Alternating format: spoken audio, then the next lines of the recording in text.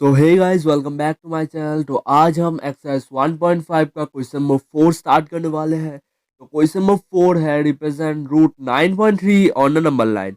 Root 9.3 को हमें number line पे रिप्रेजेंट करना है। तो उसे करने के लिए ना बहुत ज़्यादा सिंपल ट्रिक है मेरे पास।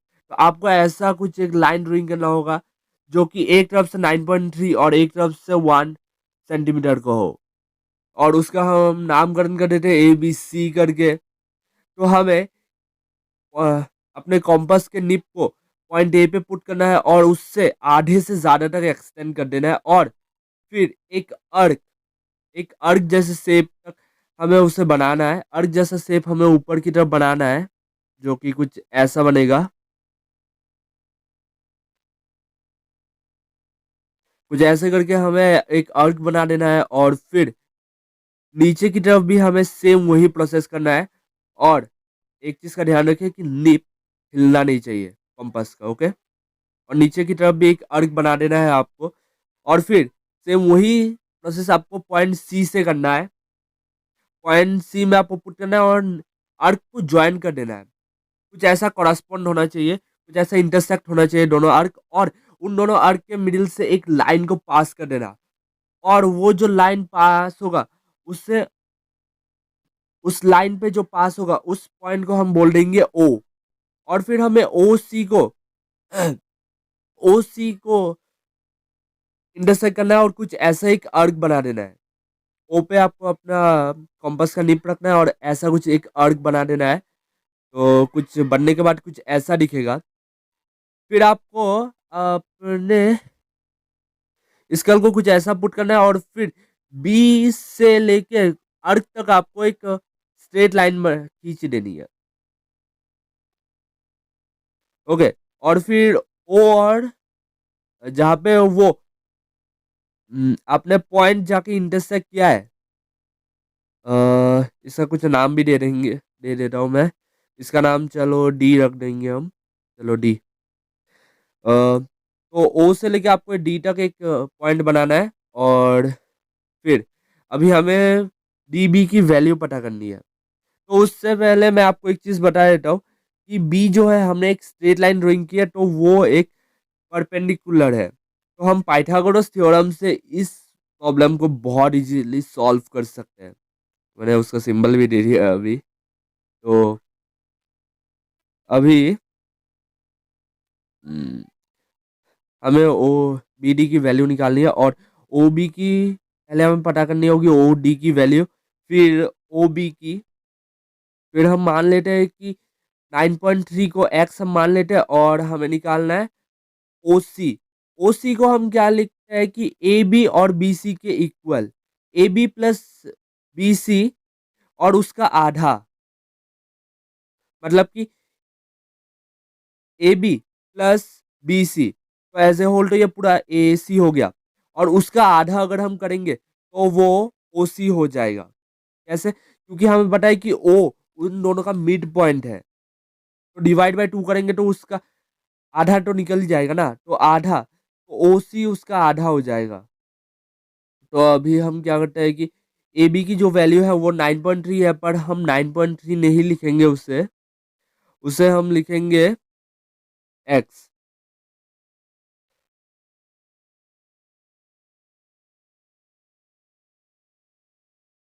एक्स लिखेंगे, और बी सी की तो हमें वैल्यू बताई है जो कि हमने 1 पकड़ी है, और डिवाइड बाय 2 है तो 2 दे देंगे हम। बी सी की हमें ऑलरेडी वैल्यू पता है, तो वही हम दे देंगे। और फिर इधर डिवाइड बाय 2 है तो 2 दे देंगे। तो ओ सी की हमारे पास एक वैल्यू निकल के आ चुकी है। और अभी हम देखेंगे कि ओ सी और ओ बी और ओ डी में एक रिलेशनशिप है। सब एक रिलेशन को फॉलो कर रहे हैं, जो कि है radius of a circle.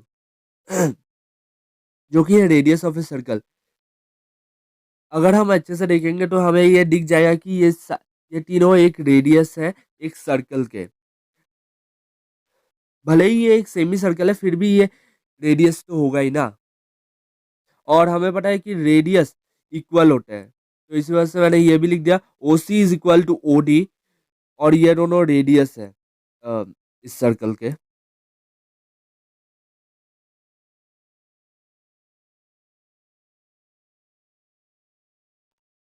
O B is equal to, O B की अभी हम वैल्यू निकालेंगे, ओ बी की, क्योंकि हमें पाइथागोरस थ्योरम लगाना है, जिसके लिए हमें जो जो एसेंशियल नीड्स है उसे हम निकालेंगे ना, बाकी बेकार वालों को क्यों निकालेंगे हम।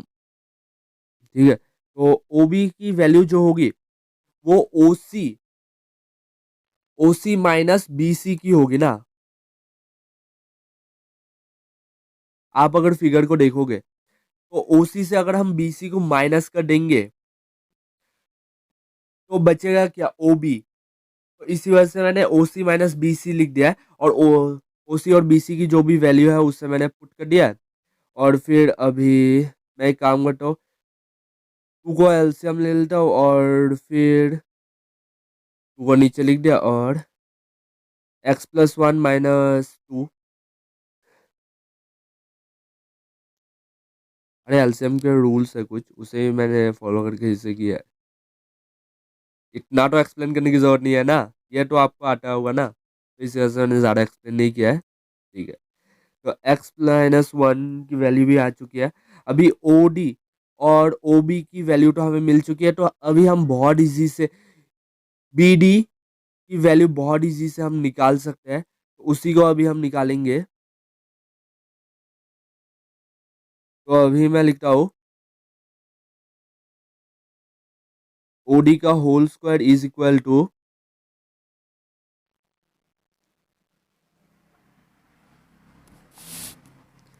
बी डी का whole square plus O B का होल स्क्वायर। ठीक है, ओ बी का जो भी वैल्यू है उसे मैं पुट कर देता हूँ, x plus one by two divide का whole square is equal to B D की वैल्यू पता नहीं है, तो बी डी ही दे दिया हमने, का होल स्क्वायर उसका भी, और प्लस ओ बी की वैल्यू पता है x minus one divided by two का होल स्क्वायर मैंने दे दिया। फिर अभी इसे थोड़ा सा हम सॉल्व कर लेते हैं। एक्स का square, x square plus one का स्क्वायर वन, और फिर अभी एक चीज देखिएगा, ये ए स्क्वायर प्लस बी स्क्वायर का रूल फॉलो कर रहा है, तो हम उसी को, हम रूल को कभी नहीं भूलेंगे, हमें उससे हमेशा ध्यान में रखते हुए हमें इसे सॉल्व करना होगा। तो इसी वजह से मैंने A square plus B square का रूल फॉलो करते हुए A square plus B square plus two A B का रूल फॉलो किया है, मैंने टू ए बी का फॉर्मूला किया है, और is equal to B D का whole square plus x square plus one का स्क्वायर वन, और इधर minus two x divided by four, और सॉरी इधर फोर होगा, गलती हो जाती है यार, इंसानों से गलती होती है, डिवाइडेड बाई फोर उसका भी। तो अभी क्या करते हैं कि इसी टर्म को हम नीचे लिख देते हैं, x square plus one plus two x divided by four, और ये जो टर्म है इसे मैं इक्वल के इस तरफ लेके आ जाता हूँ, तो ये अगर इस तरफ आएगा तो सारे साइंस चेंज हो जाएंगे, प्लस दे दिया, minus x square plus one है तो इधर आ गया तो माइनस वन हो गया, और इधर प्लस टू एक्स है तो इधर आ गया तो माइनस टू एक्स है तो इस तरफ आ गया तो प्लस टू एक्स हो गया, divided by four is equal to B D का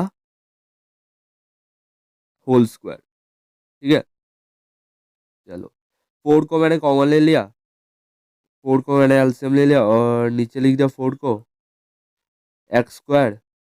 अभी से मैं टर्म्स को लिख रहा हूँ, जो भी न्यूमेरिकल एल्जेब्रिक वैल्यू है उन्हें सिर्फ मैं लिख रहा हूँ, plus one plus two x minus x square minus one plus two x, और माइनस एक्स स्क्वायर और एक्स स्क्वायर कैंसिल हो गया, प्लस वन और माइनस वन कैंसिल हो गया, बचा क्या, two x divided by four, two x plus two x, answer हो गया four x divided by four is equal to B D का होल स्क्वायर, बी डी का होल स्क्वायर। फिर से अभी फोर और फोर इधर है तो इसे हम कैंसल आउट कर सकते हैं, तो मैंने काट दिया, बचा क्या, x is equal to B D square अगर इस तरफ आएगा तो रूट हो जाएगा, तो मैंने रूट एक्स दे दिया। अभी अगर हम देखेंगे तो 9.3 एक्स के इक्वल है, तो मैं लिख दिया एक्स इज इक्वल टू 9.3, हमने ये माना था तो यही लिख रहे हैं हम।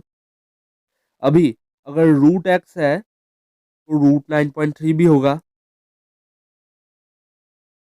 और बी डी की वैल्यू हमें रूट एक्स मिली है, तो हम ये बोल सकते हैं कि डी बी की जो वैल्यू है, या फिर बी डी की, जो भी आप बोलना चाहे, वो 9.3 है। पर हमें तो इस लाइन के ऊपर रिप्रेजेंट करने को नहीं बोला था ना, हमें किसके ऊपर रिप्रेजेंट करने को बोला था? इस लाइन के ऊपर तो नहीं बोला था ना, इस नीचे वाले नंबर लाइन के ऊपर ही करने को बोला था। तो हम थोड़ा सा मेहनत करके इस नंबर लाइन को भी थोड़ा सा एक्सटेंड कर देते हैं। चलो एक्सटेंड कर दिया। फिर हमें अपने कंपास के निप को बी पे और पेंसिल के निप को डी पे पुट करके एक आर्क बनाना होगा, कुछ ऐसा। और ये जहाँ पे भी जाके इंटरसेक्ट करेगा, उस पॉइंट को हम बोलेंगे रूट 9.3। तो ऐसे करके हम क्वेश्चन नंबर 4 को बहुत इजीली सॉल्व कर सकते हैं। So guys, thanks for watching, मिलता है किसी और वीडियो में।